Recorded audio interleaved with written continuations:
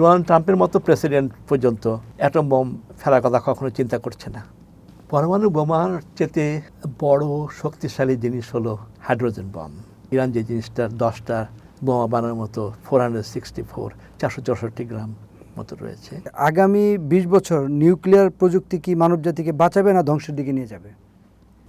সম্পূর্ণ নির্ভর করবে যে পৃথিবীর মানুষ, মানে ডোনাল্ড ট্রাম্পের মতো প্রেসিডেন্ট পর্যন্ত অ্যাটম বোম ফেলার কথা কখনো চিন্তা করছে না।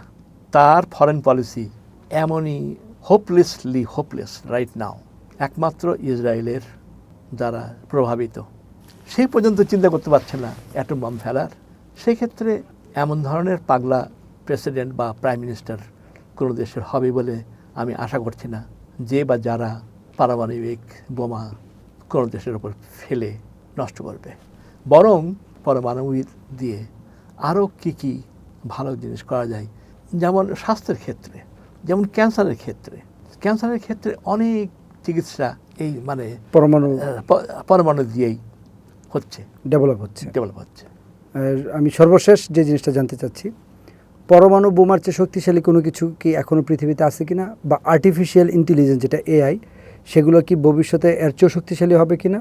অথবা আপনার ধারণা কি যে পরমাণু বোমাটাই পৃথিবীর সর্বোচ্চ শক্তিশালী একটা অস্ত্র হিসেবে থেকে যাবে, না এর চেয়েও শক্তিশালী অস্ত্র আসতে পারে?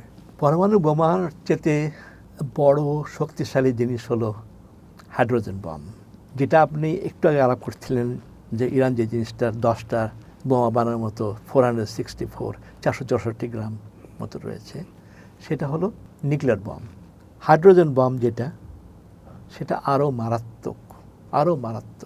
এখন হাইড্রোজেন বম দিকে কতটুকু যাবে পৃথিবী বলা খুব মুশকিল।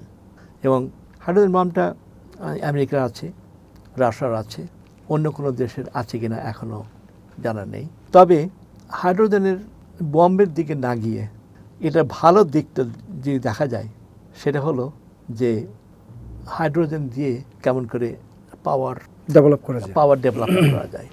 যদি পাওয়ার ডেভেলপমেন্ট করা যায়, তাহলে ভাবতে পারেন যে পানি থেকেই হাইড্রোজেনটা আসবে, আর সেই হাইড্রোজেন দিয়েই পাওয়ার জেনারেশনটা হবে, ট্রিটিয়াম দিয়ে, ডিউটেরিয়াম দিয়ে। সেই ক্ষেত্রে পৃথিবীতে পানি ভরা ওশানস, কিন্তু ওই রিয়াকশানটা কন্ট্রোল করতে পারছে না বলেই এখন পর্যন্ত তারা সাকসেসফুল হয় নাই। ধন্যবাদ আপনাকে, লম্বা সময় আমাদেরকে দিলেন, এবং পাবলিক ইনভেস্টিগেশনের পক্ষ থেকে আপনাকে অনেক ধন্যবাদ জনাব কামরুজ্জামান। ধন্যবাদ।